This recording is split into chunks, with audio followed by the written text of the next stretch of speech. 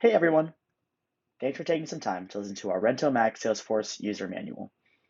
This system can get kind of complicated without any guidance, so we hope that this can be valuable to you. The first step to using the system is going to salesforce.com. From here, we are going to hit our login button and click our Salesforce under the products, and we're going to put in our username and password. This username and password will become available to any property and system manager as we're able to add them to our system. So, for the purposes of this video, I'm just going to use my own login. From the login screen, what you're going to want to do is you're going to want to go to this top left corner to the app launcher. For your convenience, we've made RentoMax its own application so it won't be confounded by all the other applications in Salesforce. The first thing we see that pops up is our Properties tab. The Properties tab, it takes into account and organizes all of our property objects. As you can see, when I click this drop down, we can see all of our properties or the ones we've recently viewed. Let's click all for now. From here, we can create new properties or view all the ones we've created before. When we click this new tab, we're able to put in new properties. Let's create one. Let's make this property called Prop Court. We'll just say the address is 4321 Test Drive. Our city will be Atlanta, and let's just say that the state is Georgia. Okay. From here, when we hit save, it should bring us to our property that we've just created. Here's Prop Court as well as its address.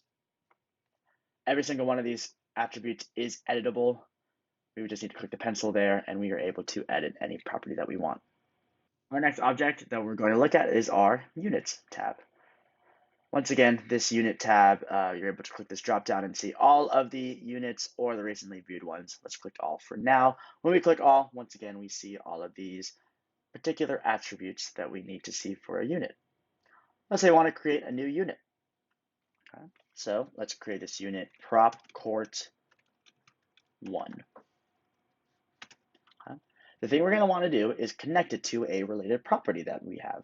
When you click the search box in here, it'll list all the properties that we currently have in the system. So let's pick our new property that we've created, Prop Court.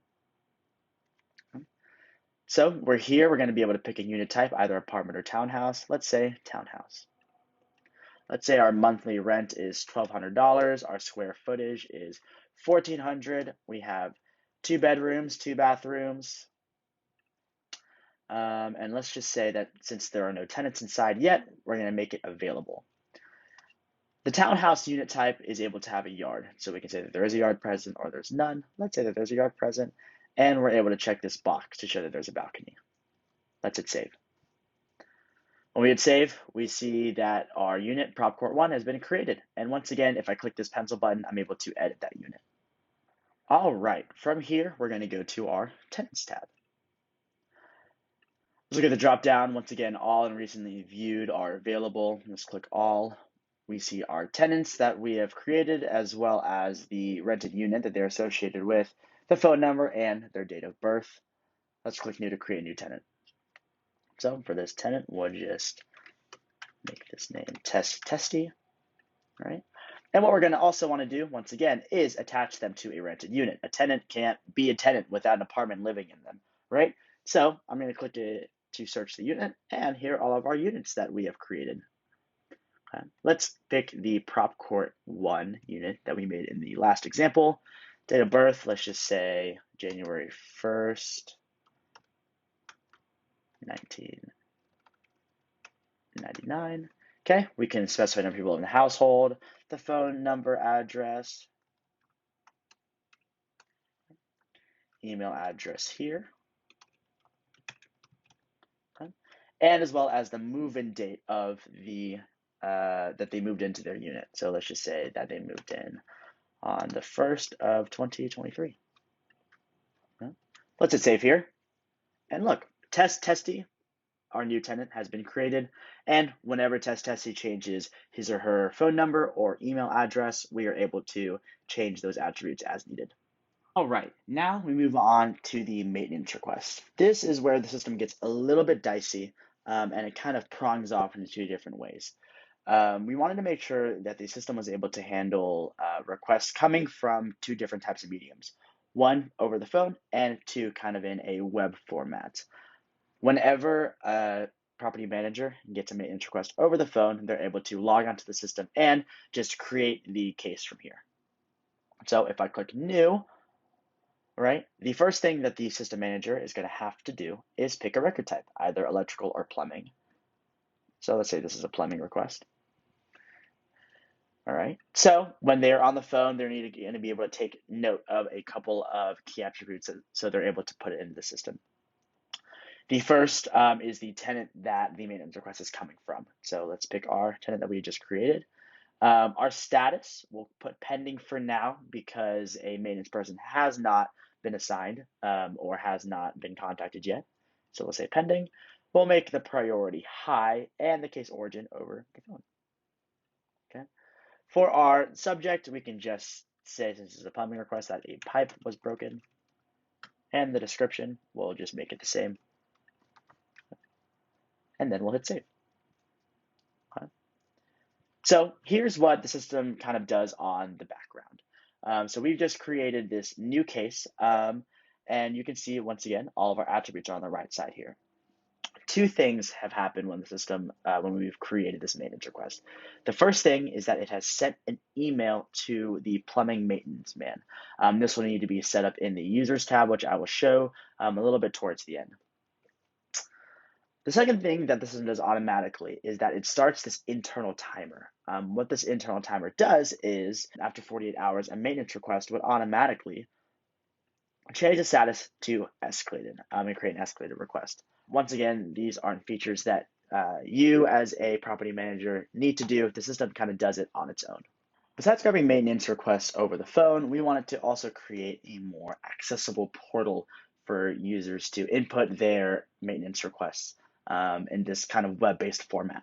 So we created this HTML that we're able to add to any RentoMax website when we are given the credentials for that. From here, this is just an HTML form where users are able to log in and access this application, where they will put in their name, their email, their phone number, the different case type that they're referring to, as well as the subject and description of the problem that they are experiencing. Once they submit this form, it'll automatically show up in our RentoMax system. To demonstrate, I would just say contact name be this. We'll just say the email is that. Okay, phone number. Case record type, let's say it's electrical. And let's just say that the lights aren't working.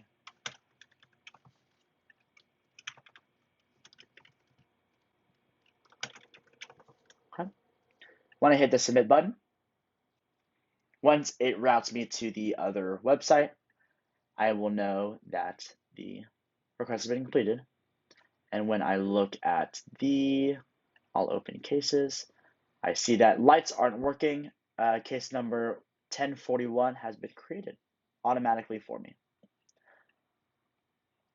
The user isn't able to assign a priority as well as a tenant. So the property manager is going to need to go into the system and change those attributes for themselves. We don't want users and everyday tenants having access to the system and having access to be able to change their own attributes. So in order to create a little bit more control, we thought that the system managers would be able to take on that role of assigning attributes. The next feature is the Reports tab. So in this tab, we're able to create reports about the objects that RentoMax has in order to grab some metrics that might not be easily accessible when we're just looking at the objects. We as a company have created some reports for you already. The ones I'd like to highlight are our property report, our tenant report, our unit report, as well as our cases report. If you want to see these a little bit more in depth, I recommend that you look at our demonstration in a different video. But for now, let's just look at one of the reports just so you can get a good general idea of what's going on there. Let's look at our cases by status and priority. So this is kind of what our report will look like once it's created. Let's hit edit here. All right. So as you can see, this is a report that we've created about maintenance requests. It groups them by two different attributes that are present. One is the status, that pending and process escalated we just talked about, as well as their priority, high, medium, and low. This kind of creates this maintenance request matrix, as you can see here. Whenever I click a box, we'll see that all of the maintenance requests that are of medium priority and an in-process status are going to show up in this kind of mini sub-report down at the bottom. This is done by grouping. So let's say we start off with a clean slate here, right? So here is kind of a blank slate report. We see that there are these columns that we can pre-select from the report. If we want to add more, we can click here and see various other attributes that we can add in here, such as close date. We can see whether or not the report or the maintenance request is escalated, so on and so forth. But first, we're going to group. So once again, we said we wanted to group by priority, so we're going to put that in our rows. And then we're also going to group by our columns here as well. And we're going to say that we are going to group by the status. Okay, and as you can see, that matrix is created. We see the number of maintenance requests that fulfill in each cell. If you want to create a new report, all we have to do is return to the Reports tab and click the New Report button. From here, we'll be able to create many different reports. If I click All here, we're able to sort and search by different objects in the RentoMax system. So let's say I wanted to create a property report.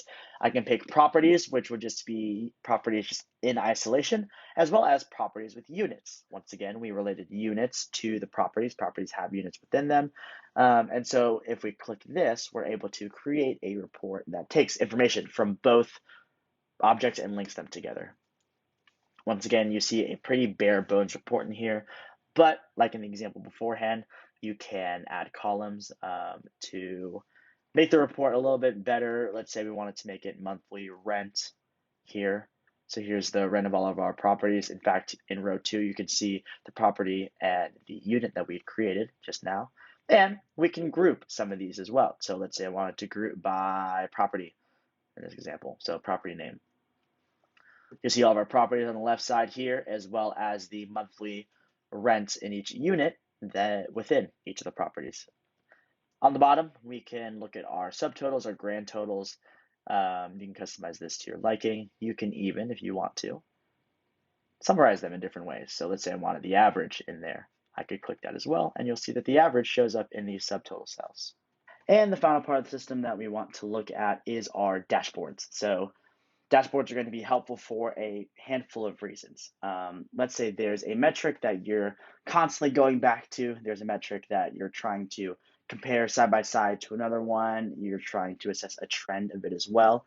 That's going to take a lot of report searching, and you don't want to be flipping back and forth between a multitude of different reports, especially if you're pressed on time and if the process is repeatable. Here we've created 2 different dashboards that are going to be very helpful. We feel like. If you want to look a little bit more in depth into these 2 different dashboards, I recommend that you look at our demo video. But for now, let's just look at our RentoMax tenants, properties, and units dashboard. We see that there are a multitude of different metrics that are just visualized in a more appealing way, makes them less tiring to look at.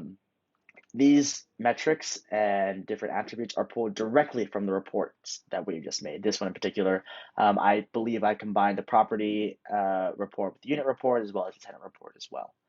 On the top side, we can see the breakdown of our monthly rent for RentoMax, our mean, median, as well as our summary from there. We can see the different types of units on our left side as well as their renting availability or status.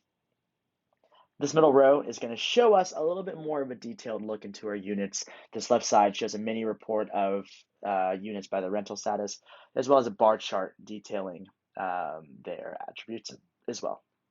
On the right side, we see units by type, in this case, townhouse and apartment, and once again, bar graph on the right side to visualize those metrics.